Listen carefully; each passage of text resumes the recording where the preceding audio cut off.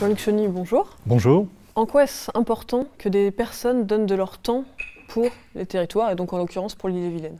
Bien, je pense qu'y compris sur le sujet sur lequel je suis plus spécialement intervenu, la sécurité de nos concitoyens, bien, nous avons en France un dispositif mixte depuis toujours, des sapeurs-pompiers professionnels et des sapeurs-pompiers volontaires. Et le bon fonctionnement du dispositif nécessite d'avancer sur ces deux sujets de façon parallèle et donc de toujours trouver les initiatives pour conforter un volume, un nombre de volontaires suffisant pour couvrir tout le territoire. Et je crois qu'on parle souvent de cette crise, mais néanmoins, avec de la volonté, on arrive à des résultats. Et aujourd'hui, il y a une centaine de volontaires de plus en Ille-et-Vilaine qu'il y a 10 ans. Alors bien sûr, la population continue de progresser, mais je pense que là où il y a une volonté, on arrive à des résultats, même si, bien sûr, après, il faut veiller aussi à répartir cela sur la totalité du territoire. Et là, c'est un autre enjeu.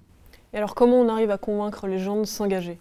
Je pense que déjà cette fonction spontanément a toujours suscité un petit peu d'intérêt, il y a une présence locale. Alors d'abord l'intensité du maillage, avoir un centre de secours en proximité c'est déterminant parce que parfois on s'engagera dans sa commune ou juste à côté, on n'ira pas à 20 km comme volontaire dans un autre centre. Donc nous avons pris la décision, il y a déjà quelques années, de préserver un niveau très dense, plus de 86 centres en Ille-et-Vilaine, mais je crois que c'est une des conditions, la proximité, sinon ça ne fonctionne pas. Et puis prendre des initiatives de communication, d'explication, aller en direction des communes, qui souvent apportent des volontaires qui sont des agents communaux, mais également travailler en direction des entreprises pour leur montrer que certes cela peut générer quelques contraintes d'organisation, mais qu'avoir aussi des sapeurs-pompiers formés parmi leurs effectifs, y compris par rapport à des questions de sécurité au travail, c'est un plus pour l'entreprise également, parce que là, tout ce travail de formation et de qualification, c'est le service départemental qui le prend en charge. Et quelle est la spécificité de l'Ille-et-Vilaine? Est-ce que ce département est mieux doté? C'est plus simple pour ce département que par rapport à d'autres? Alors, je crois...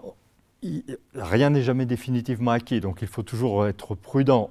Nous arrivons à des résultats encourageants et nous avons aussi développé un axe de travail, je crois, assez novateur, qui est vraiment une action très forte pour la féminisation des effectifs. Parce que nous avons la conviction que là, il y a un potentiel important. Nous devions être à un petit peu moins de 20% de sapeurs-pompiers femmes. Chaque année, il y a 2 journées de recrutement pour les volontaires. Et bien, lors de nos 2 dernières journées, juin et octobre, 38%, 41% d'engagement de sapeurs-pompiers femmes, parce qu'on sait notamment que le développement de l'activité du secours à personne, qui représente les 3/4 de l'activité, eh bien, il est parfaitement adapté à des engagements féminins.